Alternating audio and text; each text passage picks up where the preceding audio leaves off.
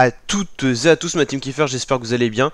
Aujourd'hui pour cette nouvelle vidéo, on se retrouve pour le résumé complet du match Algérie-Cameroun de barrage éliminatoire pour la Coupe du Monde qui s'est donc déroulé le 29 mars 2022. Faut quand même préciser qu'il s'agissait du match retour. Le match aller qui avait été donc à domicile pour le Cameroun s'était adjugé d'un 1-0 pour l'Algérie. Donc l'Algérie qui était plutôt bien partie pour accéder à la Coupe du Monde. L'Algérie, sa dernière Coupe du Monde remonte à 2014. Donc voilà, et Algérie tout comme Cameroun était absent de la précédente Coupe du Monde en 2018 en Russie. Donc on a eu affaire à un match très serré avec franchement des retournements de situation, c'est ce qu'on va voir un petit peu dans cette vidéo.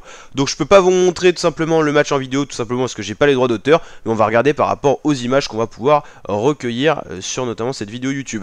Donc voici l'arbitre de la rencontre qui a eu du boulot, hein, vous allez voir. Donc on a eu rapidement l'ouverture du score pour le Cameroun, notamment un but refusé également pour l'Algérie, pour Slimani, pour cause de hors-jeu. Donc le but pour le Cameroun, je crois qu'il va survenir à ce moment-là. C'est en gros une erreur du sortie du gardien Mboli qui va sortir sur un corner pour aller boxer le ballon. Il va pas le capter. Et du coup, je crois que c'est Toko Ekambi qui va aller marquer le but juste après, ici, là, voilà. Et donc, qui va aller marquer le but et ouvrir le score et donc égaliser un partout sur l'accumulation des scores. Et donc, pour l'instant, à ce moment-là, il n'y a plus aucune des deux équipes qui est vraiment qualifiée. En gros, vu qu'il y a un but à l'extérieur à chaque fois, c'est égalité parfaite. Donc là, on se dirige vers les prolongations dans ce cas de ce scénario-là. Donc voilà. On arrive donc à la 90e minute, toujours ce score là, donc prolongation comme prévu. Donc on repart pour une demi-heure de prolongation, 15 minutes la mi-temps, donc jusqu'à 120 minutes. Et après, au cas où il y a encore égalité, c'est les pénaltys. C'était le cas notamment pour le match Sénégal-Égypte où on s'est dirigé vers les pénaltys. On retrouvera d'ailleurs une vidéo sur ma chaîne YouTube spéciale à cet effet. C'est quand même les deux matchs barrage de l'Afrique où Algérie-Cameroun et Sénégal-Égypte, il s'est passé le plus de choses et il y a eu des rebondissements incroyables. Et c'est ça aussi le foot. Donc voilà, match très serré, même en prolongation. L'Algérie qui domine quand même la prolongation, faut le dire. Le Cameroun qui a pas beaucoup de possession de balle, pas beaucoup d'action, qui joue les contre-attaques. Là, il y a un but, mais alors oui, il va être hors jeu ou quelque chose comme ça. Donc il va pas être validé, non, parce que le but est mis de la main, voilà, c'est ça. Donc le but est refusé, donc encore un retournement de situation. Donc toujours 1-0 pour le Cameroun. Donc ça fait quand même beaucoup de buts refusés, hein. Slimani sur un hors-jeu, Slimani sur une main, ça fait 2 buts refusés pour l'Algérie. Donc c'est vrai que ça peut paraître des décisions assez difficiles à prendre pour l'arbitre, mais est-ce que c'était véridique ou pas? Ça, je vous laisse en juger, c'est toujours compliqué, hein. Selon le camp dans lequel on se trouve. Et à la 110e minute, on voit toujours, il y a toujours 1-0 pour le Cameroun. C'est très très tendu.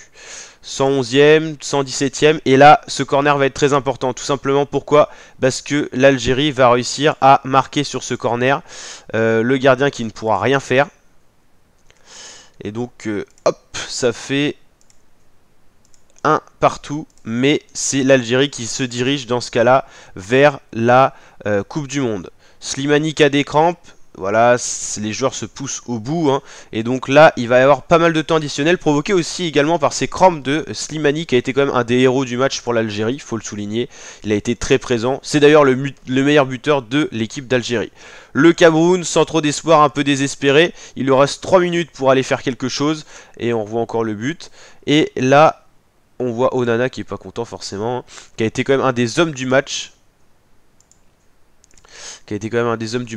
Et là, grosse surprise sur un coup franc. On va tout simplement avoir une très belle action.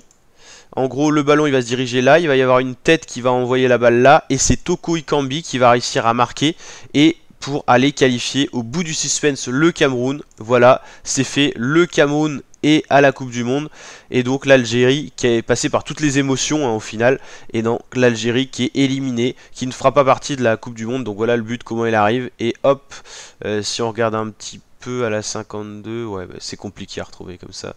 En tout cas, but de Toko Ekambi et qualification du Cameroun.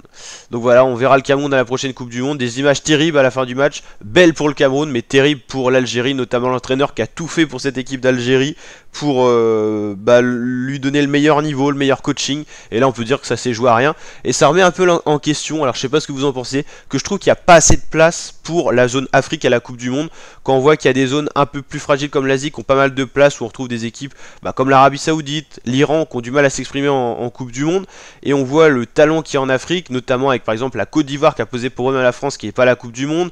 On a quand même des grands absents, on a l'Algérie qui sera pas là, on a le Nigeria qui sera pas là, on en a plein d'autres, hein. Enfin on peut en citer beaucoup d'équipes africaines qui ont du talent et qui ne seront pas à la Coupe du Monde, l'Égypte notamment de Mohamed Salah. Donc voilà.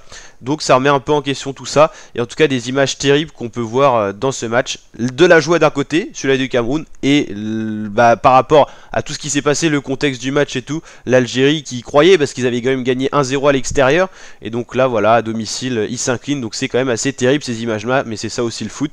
Et la Coupe du Monde tous les 4 ans, c'est aussi dépensé pour les joueurs comme Mahrez, comme Slimani, qui auront peut-être pas l'âge dans 4 ans d'aller à la Coupe du Monde, et qui auront peut-être vécu qu'une seule Coupe du Monde, celle en 2014 au Brésil. Donc voilà.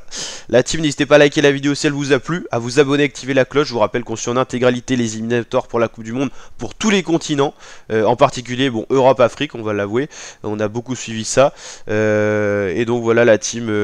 En tout cas j'espère que cette vidéo vous a plu, et c'est vrai que ça a été un match où vraiment les supporters ont dû passer par toutes les émotions, hein, j'imagine. Allez, ciao ma team, et à très bientôt pour de nouvelles vidéos.